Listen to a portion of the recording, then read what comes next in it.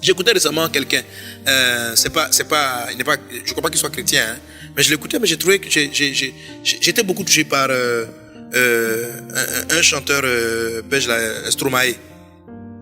Donc je l'écoutais parce que j'étais intégré par son chant. Il chantait un chant qu'il a chanté avant, Papa où t'es. Ce chant m'a beaucoup touché. Alors j'écoutais, j'ai dit, mais ce Jean, il parle de son âme. Et il expliquait. Dernièrement, donc j'écoutais son interview, et puis, en parlant, il a dit, tu sentais qu'il avait quitté ce papa et maman. Tu sentais qu'à un moment donné, il s'est dit en lui-même, je crois qu'il n'a pas, c'est pas de la haine qu'il avait contre son père. Il a dit, mon papa n'est pas là. Il n'a pas mon temps.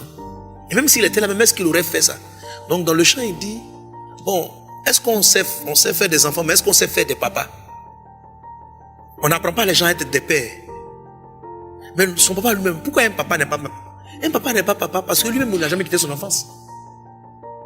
Parce qu'il n'a pas de modèle. Maintenant, lui, tu sentais qu'il a quitté son père en se disant, je serai pour mon enfant ce que l'image que j'ai d'un papa. Le vrai papa, c'est qu'il aurait dû être. Donc, il a fait un deuil. Et son deuil, là, c'était dans ce champ. Il est très fort probable que quand il sera père, il sera différent.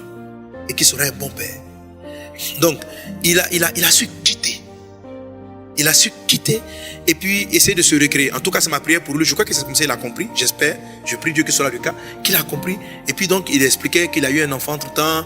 Et il essaie vraiment d'être présent pour son enfant. Jouer avec lui. L'écouter. Voilà. Et je dit que dans son clip là, vous dit qu'il fait le clip et puis tu vois, il y a un papa qui est dans son clip là, qui est là. Un papa qui est là, mais qui est comme ça. Et il fait, en dernier statut, il est comme ça. C'est-à-dire, papa est là, il prend le ballon, il lance pour jouer, papa, il joue pas. Papa ne veut pas jouer, papa ne peut pas sauter, papa ne peut pas rire les enfants. Mais un papa qui ne sait pas rire, qui ne sait pas jouer ses enfants, qui ne sait pas s'amuser avec ses enfants, mais c'est pourquoi? Parce que lui-même, son papa n'a pas joué avec lui. Il n'a jamais quitté son père, il a l'âge nubile. Il n'a pas passé l'âge nubile. Il n'a pas passé l'âge nubile. Il a 60 ans, il n'a jamais passé l'âge nubile. Il n'a jamais passé l'âge nubile. Donc, vous voyez, l'âge nubile, c'est pas. Mais ça, je suis sur le côté du raisonnement. Je ne suis pas sur le côté même de la pensée. Je vous explique que le raisonnement entraîne la pensée. Ok? Il n'a pas quitté l'âge nubile. Il n'a pas quitté l'âge nubile. Il a encore un enfant. Il a besoin que papa et maman se rachètent. Il a besoin que papa se rachète. Il attend papa encore. Il cherche papa. Mais maintenant, quand ton âge physique a fait que tu n'as pas pu ramener ton père à être le père idéal, et que tu arrives maintenant, tu atteins la maturité physiologique, physique, et que toi-même tu dois entrer maintenant dans le mariage, tu dois quitter. Pas haïr papa, mais dis le modèle du mariage, le modèle de père, c'est pas ça. Le modèle de père et du mariage, c'est ce que Jésus a fait. C'est pourquoi, dans le mariage, Jésus ne dit pas, comme Abraham, traitez votre femme. Il ne dit pas, il ne prend pas l'exemple de quelqu'un. Parce que le Seigneur même sait depuis le début, que depuis l'origine, la famille a été beaucoup corrompue. Il prend le modèle sur Christ. Et dit, Marie, comme Christ a aimé l'église, aimez votre femme. Femme, soyez soumise à votre mari comme au Seigneur.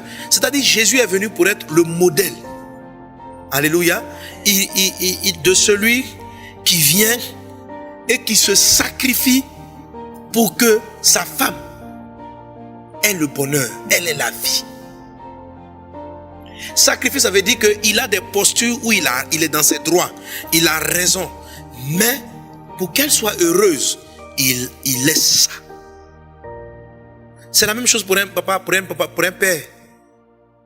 Oui, mais un père qui est là, vous le voyez, le monsieur, il est là, il ne pense qu'à lui seul. Il est là que pour lui. Ce qu'il aime dans la maison, c'est ce que lui doit faire. Toutes les chaînes de télé marchent à son rythme. Les enfants veulent regarder la télé. Non, papa, arrive, vous. Qu'est-ce que les enfants aiment? C'est pas son problème. Qu'est-ce que les enfants veulent? C'est pas son problème. Lui, c'est sa chaîne télé. Il est là. Papa, on peut jouer. Ah non.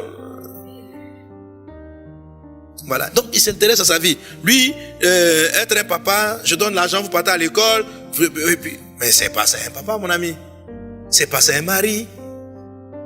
C'est pas ça un mari. La relation de Jésus avec nous, c'est pas d'abord une relation financière. C'est pas d'abord une relation financière. Jésus commence par une relation affective. Dieu a tellement aimé le monde qu'il a donné. Il a donné quoi? C'est pas l'argent, il a donné une vie. Il a donné une vie. Il a donné une vie. Aime ta femme. Donc, tu commences à passer l'âge nubile. Au moment où tu te rends compte que tu peux aimer quelqu'un, tu vas aimer une personne pour qui tu vas t'investir. Pas simplement pendant que tu as des sentiments amoureux, mais tu vas t'investir pour la vie. Donc, c'est comment tu raisonnes. C'est une responsabilité.